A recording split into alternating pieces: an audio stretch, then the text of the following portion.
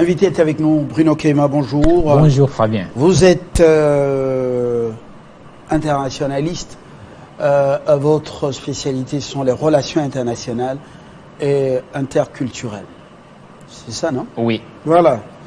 Je rappelle que vous êtes sorti de l'UNIKIL ici et après votre 3e cycle. Avec le système LMD, on dit 3e cycle encore? Oui. Voilà. Votre doctorat, vous l'avez obtenu à Bilbao chez les Jésuites, la première université des Jésuites. Bien évidemment. En Espagne, dans les Pays Basques. Bon, c'est par moment le français trahi par l'espagnol. Ce sont des langues latines, donc il y a toujours problème de... Mais j'aime les langues latines parce qu'elles sont des langues révolutionnaires. Bien évidemment. L'espagnol, le portugais, l'italien et le français. Mais le français, c'est plus les langues romanes. Ça fait partie plus des langues romanes. Oui. Hein? Mais bon. Issu de ce latin qui fut parlé dans les églises, dans les camps militaires et dans l'administration. Oui, mais bon. Le roman, c'est pratiquement ça. Donc, voilà. Effectivement, c'est l'Empire romain qui s'est plus appuyé sur le latin et puis dans ce qu'on appelle le reste de l'Empire romain, nous avons l'Italie, l'Espagne, le Portugal et puis la France. Donc c'est ce qui explique que, bon, parfois on parlait de langue romane, parfois on parlait de langue latine. Voilà. Mais c'est à peu près la même chose, quoi. D'accord. Kinshasa, de plus en plus incisif. À Djerba, en Tunisie, au sommet de l'EIF, nous avons montré que nous sommes des hommes. Il y a eu une interview de Macron. Ils ont reconduit Mushikiwabo, dont le pays n'est même plus francophone. Le ballet diplomatique continue à Kinshasa. Ruto est ici. On connaît qu'il est dans le schéma de Nairobi, le nouveau chef de l'État kényan. Apparemment, beaucoup de médecins au chevet d'un Congo malade. Quelle est la recette? Entre-temps, à Luanda, on prépare une rencontre autour de Lourenço. On ne se laisse pas obnubiler par des communiqués selon lesquels M23 va se retirer. Je crois que les Congolais doivent arrêter avec un satisfait et des communications comme ça. Dites-nous concrètement. Oui, Fabien. Votre lecture de ce qui s'est passé d'abord à Djerba. Oui, Fabien, nous sommes dans un moment le plus important du conflit congolais parce que le niveau de la conscience collective est en train de s'élever de plus en plus parce que les Congolais sont en train de se rendre compte qu'en dehors de ces pays, il n'y a pas un autre territoire où nous pouvons aller vivre.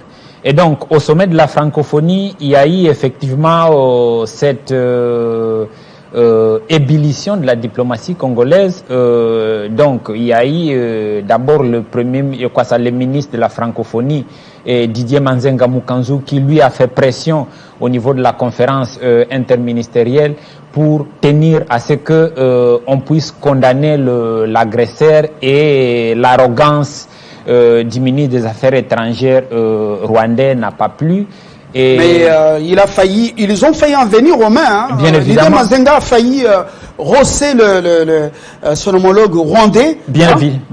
C'est l'image? Ça, c'est l'image du Premier ministre qui lui aussi a refusé d'aller s'afficher à côté du criminel président rwandais Paul Kagame. Et donc, nous sommes là devant des autorités qui sont en train de montrer... Mais le communiqué, Mushikiwabo et les autres francophones n'ont pas condamné l'agression du Congo et le soutien de Kagame à sa milice dite M23. Oui, Fabien, alors, est-ce qu'il faut continuer à rester dans une organisation hypocrite comme ça? Je vais y arriver. Donc, n'oublions pas que la francophonie, c'est un instrument de la France pour continuer à installer son hégémonie. Et c'est pas par hasard que Mushikiwabo est là. Et donc, les délégations congolaises, avec l'attitude qu'elles ont affichée à Djerba, montrent à suffisance que ce sont des attitudes, des postures et des comportements que nous devons chaque fois avoir quand il y a une délégation qui va défendre la cause congolaise à l'étranger. Et donc, on doit éviter de vivre les scandales du type comportement de Gisaro, au ministre Gisaro, quand il avait rencontré le président Museveni. Moi, ça m'avait vraiment fait mal. Je me posais la question de savoir si c'était vraiment le fils de Gisaro Mukhoza, parce que son père défendait la cause congolaise, et les scandales que le fils avait fait devant Museveni, de s'y plier, de vouloir même s'agenouiller, de croire que Museveni était le père tout-puissant et qu'il fallait, lui était le seul procureur de la paix en République démocratique du Congo. Donc ce type de délégation, on doit les éviter, on doit pouvoir aligner des gens qui sont capables de pouvoir défendre la cause congolaise avec vigueur, avec suffisamment d'énergie, comme le fait Christophe Lutundula Apala, comme l'a fait Didier Manzenga Mukanzu, comme l'a fait aussi le Premier ministre de la République. Et donc, ce sont des attitudes que nous devons avoir. Oui, la francophonie n'a pas dit insérer la condamnation dans l'annonce finale, simplement parce que toute cette machine est en train de travailler contre nous. Donc, il ne faut pas que nous puissions nous voiler la face. Nous ne devons pas compter sur la francophonie. Nous devons compter sur nos propres efforts internes. Ça, c'est déjà un acquis. Ça, c'est déjà un acquis. Oui. Il n'y a que ce peuple qui reste un atout pour la survie de cette nation et pour justement la vraie libération. Mais pourquoi faire la politique de l'autruche? On ne vous aime pas. On ne veut pas de vous. Souvenez-vous du bilan de Abdou Diouf à la tête de l'EIF. Aucune allusion faite au sommet réussi, un grand sommet de Kinshasa, de l'EIF, vous vous souvenez, sous Joseph Kabila.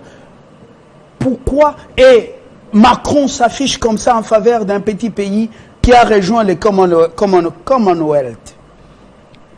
Pourquoi continuer à y siéger? Moi, je crois que ce sont des questions... Réunissons le courage, M. Kayimoa. Ce sont des questions que nous devons nous poser et nous pouvons... Bon. Mais comprenez aussi, Fabien, que dans les institutions, dans les structures internationales, la politique des chaises vides ne paye pas. Tout en étant présent, en affichant cette attitude, les autres, ils ont compris le message. Bien que l'annonce n'a pas été faite, mais comprenez, Fabien, que et en France et à Kigali, les positions, les attitudes ne vont plus être les mêmes. Parce que cette attitude congolaise, les Congolais ont profité de ce sommet pour mobiliser les autres nations à défendre le petit Gabon est allé à rejoindre le Commonwealth. Le petit Gabon. Pourtant, c'est la chasse gardée de l'Élysée et tout ça, on connaît. Le petit Gabon a introduit l'anglais.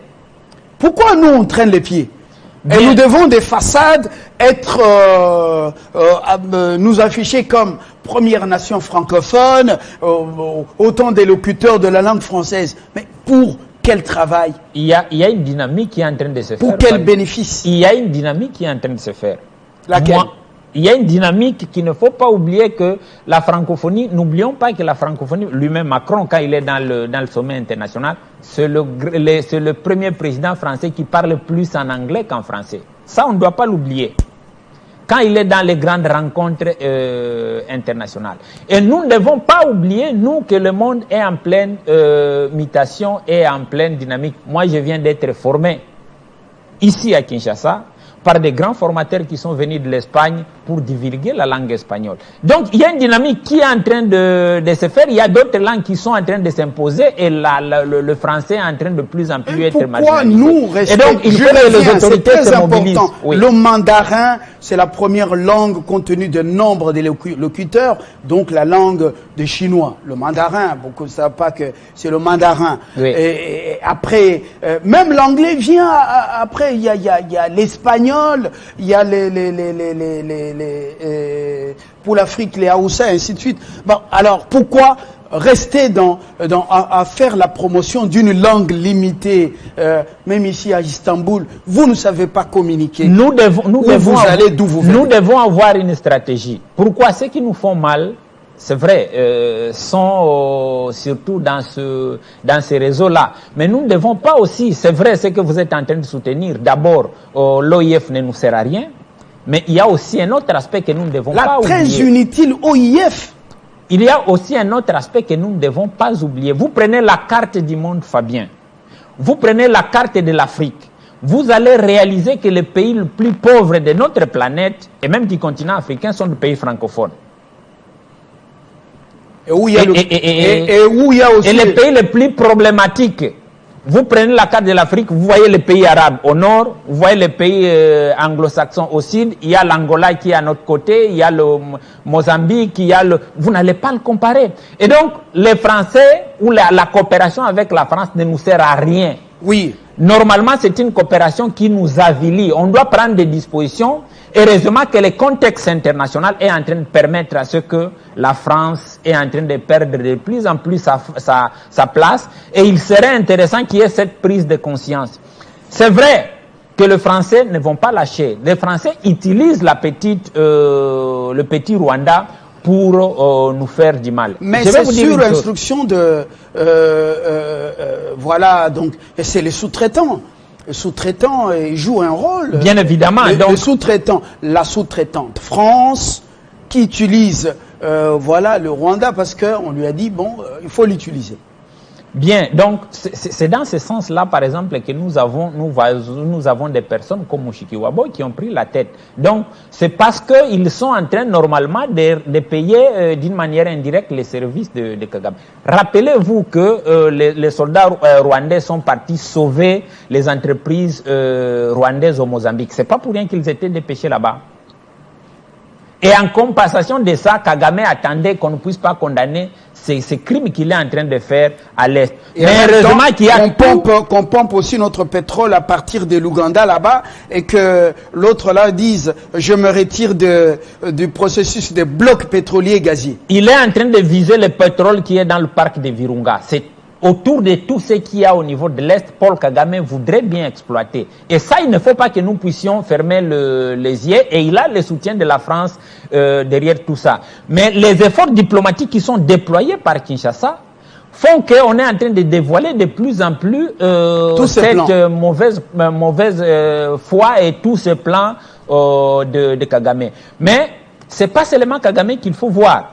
Parce que les puissances occidentales, comme je l'ai dit, Kagame vient de passer 25 ans. Pour moi, il doit être conjugué dans le passé. Nous devons plus avoir les regards de savoir après lui. Ça ne nous intéresse pas qu'il soit au passé ou au présent. C'est pour les Rwandais. Mais notre mission est plus importante. Oui, mais il y a une chose, Fabien. Nous devons avoir la capacité de voir tout ce qui se passe autour de nous pour que nous puissions nous protéger et pour que nous puissions nous inscrire dans la dynamique de la scène internationale. Nous restons à Djerba.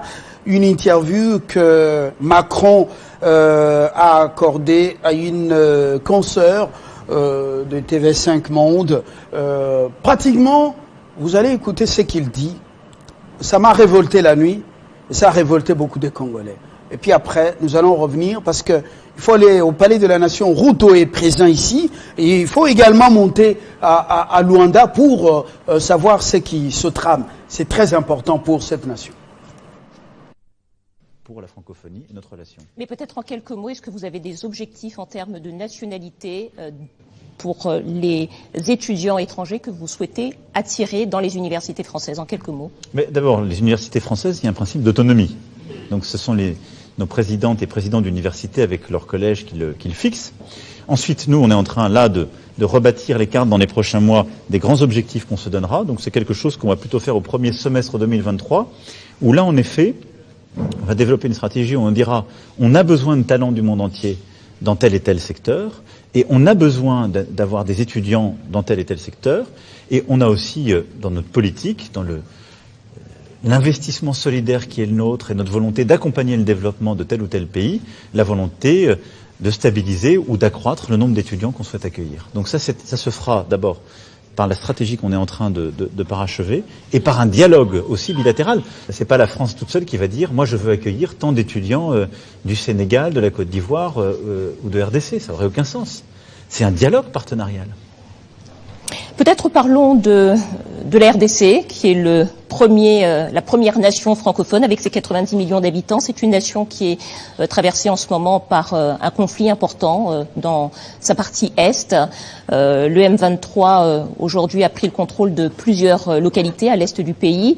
Le M23 qui est accusé par Kinshasa, enfin Kigali, le Rwanda est accusé par Kinshasa de soutenir ce groupe armé. Est-ce que c'est une des questions que vous avez abordées au cours de ce sommet de la francophonie? C'est une question que j'ai abordée avec le président Tshisekedi et le président Kagame en septembre à New York, en marge de l'Assemblée générale. Et c'est une question que j'ai abordée avec le Premier ministre de RDC qui était ici présent et le président donc Kagame. Et depuis ces dernières semaines, je n'ai pas cessé d'avoir des échanges et avec l'un et avec l'autre, et avec également les présidents Lourenço, Ruto et quelques autres présidents de la région. Je suis très préoccupé par la situation d'instabilité à l'est de la République démocratique du Congo. Parce que, nous disions tout à l'heure avant de commencer cet entretien, c'est le plus grand pays de la francophonie. C'est un pays qui a déjà connu des drames et où on le sait, quand la violence s'installe, c'est pour le pire. Et donc, nous soutenons pleinement les processus régionaux mis en place.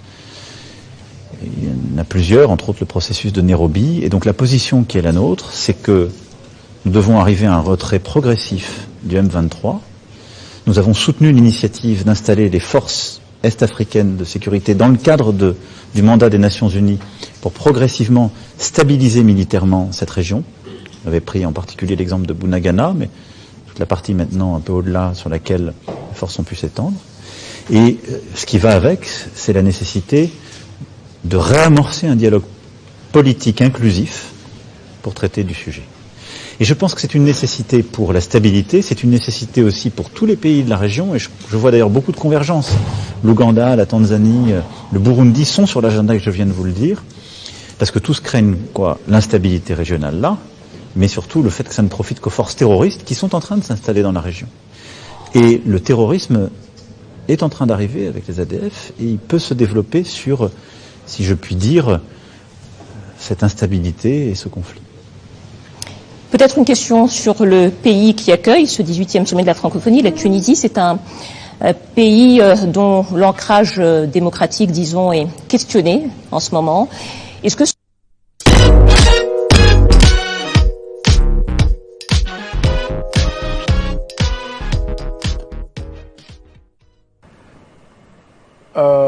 le président français Macron, Emmanuel, interviewé à Djerba en Tunisie, en marge justement de ces sommets de l'UIF.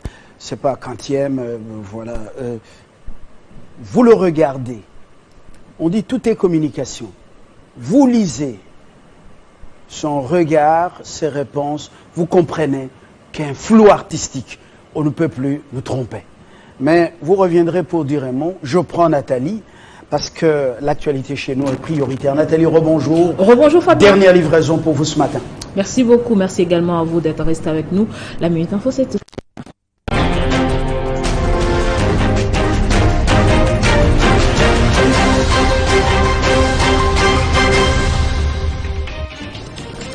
Situation sécuritaire dans l'est de la RDC après son prédécesseur Uhuru Kenyatta.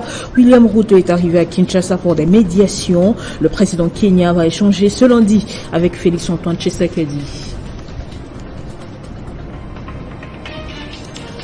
Et pendant ce temps, à Rutshuru, dans le Nord Kivu, après un jour d'accalmie, le M23 a repris les combats ce dimanche. Malgré les appels à cesser le feu, les offices religieux ont même été suspendus suite au coup de feu de ces miliciens. Enrôlement dans l'armée, les jeunes de Mbujimai s'engagent. Ce lundi, près de 2000 nouvelles recrues quittent le chef-lieu du Kassai oriental pour suivre une formation à Kinshasa. Sur le continent direction le Mali, l'avant-projet de constitution fait débat, même si l'une des tâches du gouvernement de transition est l'organisation des référendums constitutionnels. Ce dimanche, les politiques du pays et la société civile ont demandé officiellement au président de la République de suspendre le processus de révision. Et puis en sport, football, Coupe du Monde Qatar 2022. La première journée se poursuit ce lundi. Les États-Unis vont en découdre avec les pays des Galles. L'Angleterre jouera l'Iran quelques heures plus tôt. Hier à l'inaugural, le pays hôte a été battu par l'Équateur sur le score des 0-2. Merci de nous avoir suivis de partout. L'information reste en continu à temps réel sur votre télévision. Retrouvez à 13h Christopher Ochokoum pour la grande édition. Mais dans l'entretemps, restez en compagnie de Fabien Lumbala pour la suite des 50 bonjours.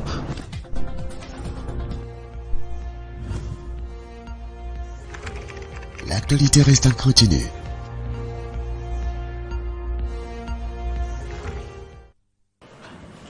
Merci Nathalie Yoko pour nous avoir fixé. Je reviens à vous. Bruno Kayimoa, dites-nous comment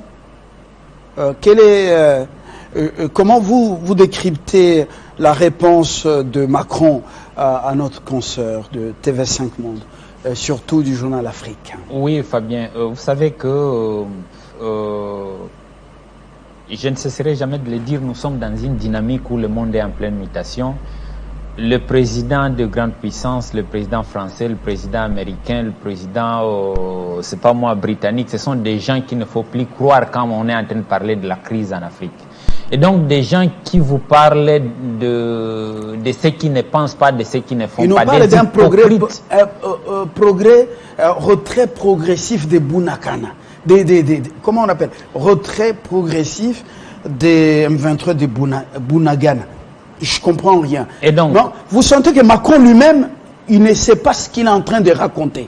Il raconte des choses. Ce sont des gens qu'il ne faut plus croire. Notre avenir, nous l'avons, nous devons nous assumer, nous devons le prendre en charge. C'est vrai que le monde ne va pas nous faire un cadeau. Donc ne croyons pas que le monde va nous faire un cadeau. Ils sont en pleine crise, eux. Et ils veulent nous maintenir dans la crise pour que leur crise ne puisse pas s'alourdir. Et donc, nous devons rester vigilants. En Chine, ils vont s'agenouiller pour du liquide. Ici, ils viennent combattre la Chine. Et donc, alors que même ils ont une mauvaise politique en Afrique. Ils ont tué, massacré, ils ont créé des groupes armés, des terroristes. Ils ont pillé l'Afrique. Et ils pensent que l'Afrique est une chasse gardée. Nous devons maintenir la pression. Les autorités congolaises doivent maintenir la pression et doivent savoir que c'est pas le français, c'est pas les Américains, c'est la pression que nous devons faire avec la pression du peuple qui va faire à ce que le monde nous respecte, le monde nous répondent favorablement. Et donc, les soutiens que lui, on sait que la France soutient le Rwanda. Et donc aujourd'hui, étant donné qu'ils sont sous pression, parce que les Congolais sont en train de prouver à la face du monde qu'il y a des puissances qui sont derrière le petit Rwanda, nous devons nous préparer à des scénarios. Des scénarios du type, c'est vrai, on ne doit pas trop s'intéresser sur ce qui doit se passer à même les chancelleries ici sont agitées parce que elles ont compris que les Congolais maintenant ont l'information, la vraie. Ils connaissent qui est l'ennemi. Avant, effectivement, mais nous devons maintenir la pression, nous devons rester vigilants parce que nous sommes en train, dans les 4 ans qui viennent, parce qu'on a dit là que Mme Mushikiwabo va être réélu ou a déjà été. Ça ne nous intéresse pas, Mushikiwabo reconduite. Mais il faut se préparer à des scénarios. Parce que c'est un pays qui est utilisé pour nous faire du mal. On doit comprendre que les 4 ans et les 3 ans qui sont en train de venir sont considérés comme les 3 dernières années du régime Kagame. Il y a des scénarios à se préparer en conséquence. Il y a Mme Mushikiwabo qui est l'élément des Occidentaux qui est dans les institutions internationales, qui peut être considéré comme le pied des Occidentaux pour venir prendre la présidence de Kagame. Ça ne nous intéresse pas. Il y a aussi un autre scénario où James Kabarebe peut, au niveau de l'intérieur, prendre le pouvoir. Mais nous, ce qui est Kagame a approché James Kabarebe. D'abord, il a déchu de ses fonctions de ministre de la Défense. Maintenant, il a mis conseiller à la présidence en charge de la sécurité. Hein, vous voyez, il l'a mis là-bas pour pouvoir bien le contrôler. Parce que oui, il sait que s'il y a quelqu'un qui peut le poignarder dans le dos, ça peut être James Kabarebe. Bien évidemment. Il y a Kayumba Mwanawasa qui est en exil. Ils ont éliminé Karegeya avec grâce à avec la complicité des Karega qui étaient ici en Afrique du Sud. Donc Kagame aussi redoute que les maîtres puissent le poignarder avec quelqu'un. Mais quand vous regardez la santé aussi de qui, James Kabarebe, c'est pas un homme qui peut diriger le Rwanda. Pourquoi on doit se préparer en cause? Il peut être un président de transition. Ce sont des analyses qui doivent être faites en République démocratique du Congo pour bien contrôler ce qui doit se passer au Rwanda. Le Rwandais qui est supposé venir de l'étranger pour diriger le Rwanda, c'est Mme Mushikiwabo. C'est pourquoi on lui donne cet espace de gérer la francophonie pour un temps, pendant les 4 ans, donc afin qu'elle sorte de la francophonie pour venir.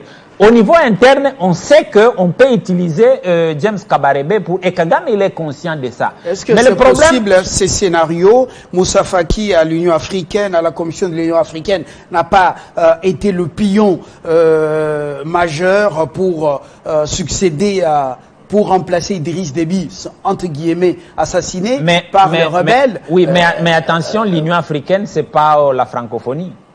Et donc la francophonie est complètement entre les mains de français. C'est un instrument où on travaille avec à fond. Pourquoi on doit faire ces analyses? Parce que nous le voulions ou pas, le Rwanda qui va s'allumer bientôt, donc la fin du régime Kagame, la chute de ces messieurs, va provoquer des réfugiés qui vont absolument traverser les frontières rwandaises congolais pour venir de l'autre côté. Et donc nous devons désormais nous préparer pour savoir gérer la stabilité au Rwanda, elle est précaire parce que si la manne financière, la perfusion financière est débranchée internationale, si le Congo parvient à défendre son territoire et ses richesses, de l'autre côté, la crise sera intense. Vous savez donc de quoi je parle. Mais dans certains cercles à Kinshasa, on commence aussi à beaucoup parler des services, de l'infiltration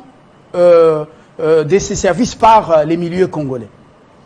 Bien évidemment, parce que... l'infiltration des services rwandais, on est à la fin de ce régime, on doit savoir se préparer en conséquence, parce qu'il y a 2 régimes qui posent problème au niveau de l'Afrique de l'Est, même l'Afrique centrale, c'est le régime rwandais, c'est le régime ougandais.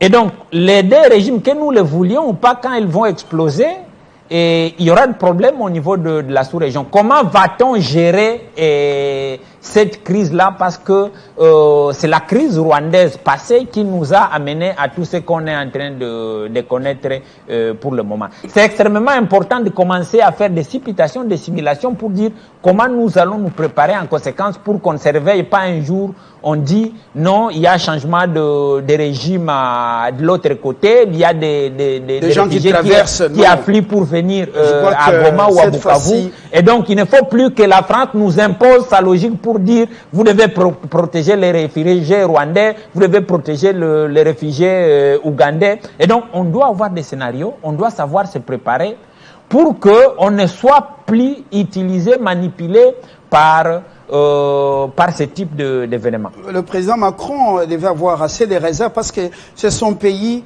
qui était derrière Abiyarimana et qui avait justement demandé ou imposé l'arrivée de plusieurs réfugiés ici. Voilà. Mais la vie de l'équipage français aujourd'hui est oubliée. Voilà. Vous comprenez que c'est comme ça, les États sans cœur. Mais nous quittons Djerba, où nous avons salué le comportement de la délégation congolaise, que ce soit au niveau de la Premier ministre ou des ministres sectoriels. Mais nous allons parler de la nation. Ruto est accueilli ici par son homologue congolais. Qu'est-ce qu'il vient encore dire? Parce que Ouro était ici. Qu'est-ce qu'il vient dire à Félix Tshisekedi? Pourquoi ce balai diplomatique? Nos forces armées se battent.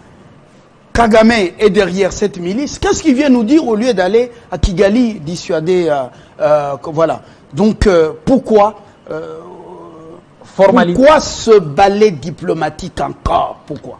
Formalité diplomatique, je crois que s'il y a un président normalement qui ne devrait pas être accueilli avec tapis rouge à Kinshasa, c'est le président kenyan actuel, avec tout ce qu'il avait dit avant qu'il ne soit candidat. Ça c'est protocolaire, donc, hein, protocolaire. Oui, les officiels font ce qu'ils font, mais moi je serais attristé d'apprendre qu'il est venu et il est rentré sans que même la société civile ne s'est pas affichée pour protester contre les propos qu'il avait tenus. Donc on doit commencer à se faire respecter. Donc s'il n'est pas encore rentré, j'encouragerais 2 ou 3 personnes qu'ils aillent avec des banderoles à l'aéroport pour aller protester contre les propos qu'il avait tenus contre le peuple congolais.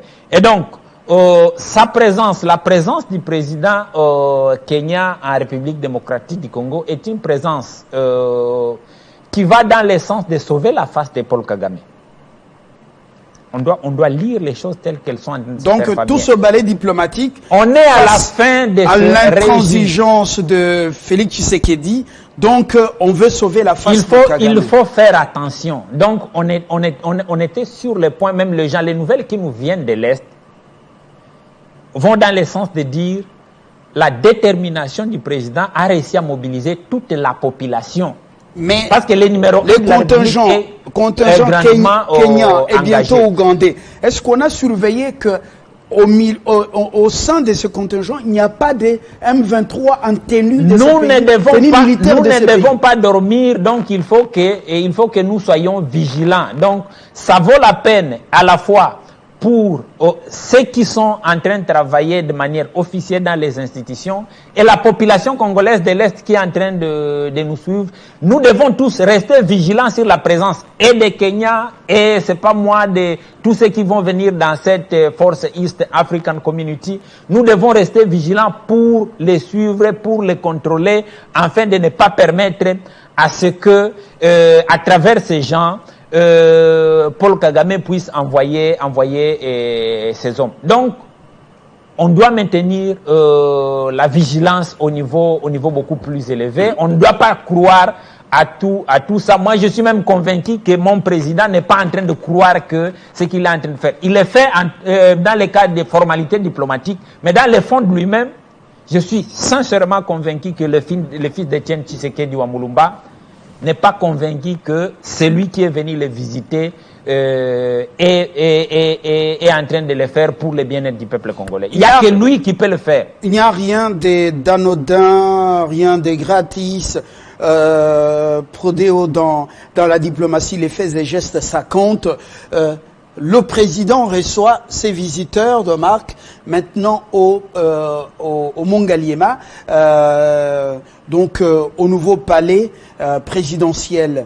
Mais Ruto, il le reçoit au palais de la Nation. Quelle est la sémantique? Quelle est la sémantique de cette symbolique? Selon vous, un diplomate? C'est ce que je venais de vous dire, Fabien. C'est ce que je venais de vous dire parce que sur le plan diplomatique, on doit faire ce qu'on doit faire, on le reçoit, il a souhaité venir passer. On ne sait même pas pourquoi il est venu, parce qu'il y a son prédécesseur, Uhuru Kenyatta, qui était ici, qui est le facilitateur. Oui. Et qui a pris Kagame comme co-facilitateur. Oui. C'est quand même, ça fait rire quand même. Hein. Et lui, sachant... On prend un pyromane comme co-facilitateur, un pyromane. Lui, le président actuel, sachant que les Congolais ne le portent pas dans leur cœur parce qu'il avait dit, et il avait prononcé des propos injurieux contre le peuple congolais, il a dit provoquer ce voyage pour venir chercher à laver cette image-là. Mais ce n'est pas ça qui va faire que nous puissions le croire. Et nous demandons à nos politiciens de ne pas le croire. Oui, ils sont en train de faire des formalités diplomatiques, mais on doit rester vigilant, on doit élever le niveau de vigilance, on doit travailler pour que nous puissions faire changer les choses au niveau de la région. Parce que l'axe Nairobi, Kampala et Kigali peut être beaucoup plus solide que l'axe Nairobi et Kinshasa. On peut plus croire à Kenyatta que croire à Ruto. Voilà. Pourquoi il se succède? Qu'est-ce qu'il demanderait au président Tshisekedi Félix? Quand il se succède, cela signifie que l'autre n'est pas prêt à céder, je comprends rien pratiquement. Les Guinéens est là, le Congolais Sassou Nguesso était là, Ouro était là, l'Angolais était là. Maintenant, c'est le Kenya en exercice qui vient. Alors, pratiquement 5. Qu'est-ce qui se passe? Ce qui se passe, Fabien, qu'est-ce qu'il demande? Qu'est-ce que Félix Tshisekedi ne veut pas accorder? Pourquoi il se succède ainsi? Non, il y a une chose. Félix Tshisekedi est imprévisible. Je ne sais pas si vous savez ça de votre président, de notre président. Il est imprévisible. Pour la première fois au moins, les gens savent. La région a peur, que ce soit la région de l'Afrique centrale, la région de même l'Afrique. On peut se réveiller un matin, on occupe le Rwanda.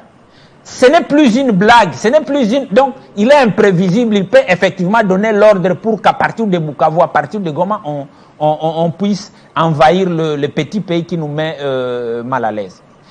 Et à cause de ça, et donc c'est là même qu'il faut même soutenir et féliciter notre présence au niveau de cette organisation de Eastern African Community. Maintenant, nous sommes en train de mener le combat dans les châteaux, comme le disent les Espagnols. Quand vous êtes en train de se battre, mieux vaut vous battre dans les châteaux si les grands acteurs sont dans les châteaux ou être en dehors des châteaux. C'est vrai que la SADC nous a aidés, mais là on est en train de mener avec le Rwanda la bataille dans la communauté de Eastern Africa. Et là on est en train maintenant de faire bouger tout le monde. Donc absolument il fallait y être. Oui. Mais pourquoi on acceptait que toutes ces armées viennent? Parce qu'apparemment c'est un danger permanent qui nous guette après cette fameuse communauté internationale à travers l'ONU et les décisions du Conseil d'insécurité, voilà. Oui, Fabien.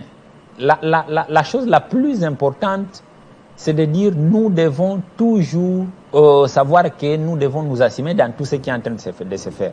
Notre responsabilité doit être toujours la première responsabilité dans tout et en tout. Ces forces viennent, mais nous ne devons pas dire qu'elles vont remplacer les forces armées de la République démocratique du Congo. Nos forces doivent toujours rester en alerte. Pourquoi des Kenyans à l'aéroport de Goma? Est-ce que nous, on les a invités ici, où leur mission définie dans le processus de Nairobi, est-ce que leur mission était de venir protéger l'aéroport de Goma? L'ONU est là avec la MONUSCO. Nos forces armées sont là. Pourquoi? Nous, on n'a pas besoin des Kenyans à l'aéroport. Il faut aller à Bunagana déloger les étrangers, les terroristes. Pourquoi venir à l'aéroport? Ils peuvent constituer une source de renseignement pour les ennemis. Est-ce que ce n'est pas une erreur grave que nous avons commise? Est-ce qu'on ne peut pas vraiment les déplacer, les envoyer ailleurs, c'est-à-dire qu'ils aillent vers Rutshuru là-bas, qu'ils quittent la ville de Goma? Je crois que toutes ces questions sont des questions qui sont en train de se discuter maintenant et les autorités de la République vont prendre conscience de cette nécessité de dire qu'on ne doit pas laisser les forces kenyanes au niveau de l'aéroport. Oui, ils peuvent peut-être avoir un petit bureau, mais on ne doit pas... Pas même des bureaux. Pourquoi un bureau là-bas? Leur mission, c'est d'éradiquer les groupes armés. Alors qu'ils soient dans la brousse, dans les forêts, et qu'ils fassent au boulot. On termine par Luanda. Lourenço, est-il un homme sincère avec nous, Lourenço?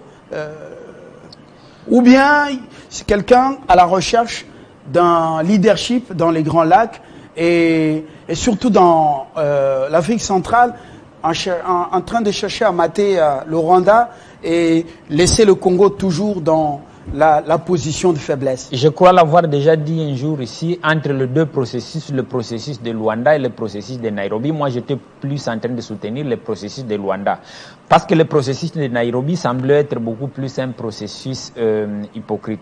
Lorenzo, c'est un militaire qui a combattu pendant longtemps, qui sait ce que c'est la souffrance de la population. Mais quand il est arrivé aux affaires, vous avez vu comment les plus grandes puissances l'ont manipulé contre aussi comment on appelle, son mentor.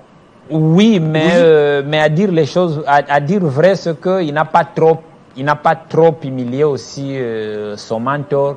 Il a fait le minimum de ce qu'il fallait faire.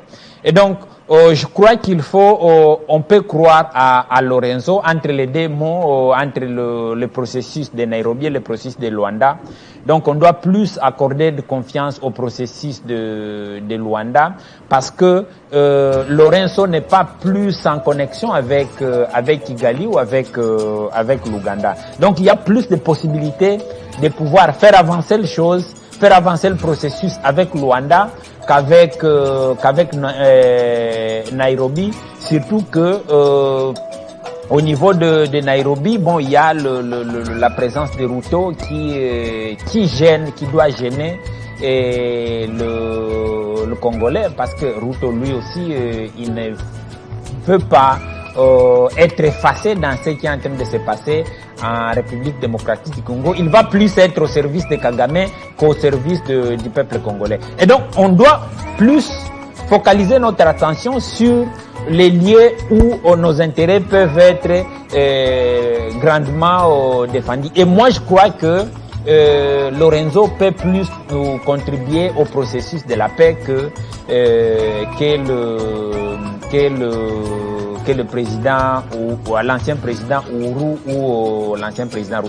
Mais dans tout ce package, Fabien, il y a d'abord nous. Ce que nous sommes en train de faire, c'est notre avenir, c'est notre pays. Il faut que nous sachions avoir un regard fixé vers notre avenir, que nous puissions travailler ensemble, unis, pour pouvoir mettre fin à ce conflit qui est en train de ravager l'Est de notre pays. Et voilà, comme ça a été fait à Luanda lors de la première rencontre tripartite, comme on l'a fait aussi à Nairobi, comme vous venez de le faire à Djerba. Continuez à être incisif, exigeant, sachant ce que nous sommes, ce que nous voulons. Ne trahissez pas le peuple congolais. N'allez pas compromettre l'avenir de ce pays. Les Congolais, instruits ou non instruits, nous suivons de plus près ce qu'il y a. Pour l'instant, comment on dit, c'est maintenant ou jamais. Merci d'être venu. Merci Fabien. Au nom de Glody Matoula, Dadi Makabi et Kandé, derrière les caméras, au nom de Jocelyn Toumba à la réalisation et Apolline Amanda de l'autre côté à la régie son, et au nom de la rédaction, de la production et même de l'antenne avec Mike Tomba, de l'administration et de l'aviation générale. Moi, je vous dis tout simplement merci de nous refaire confiance et de rester fidèles à Télé 50. Très bonne suite de programme sur votre chaîne. Je vous retrouve demain.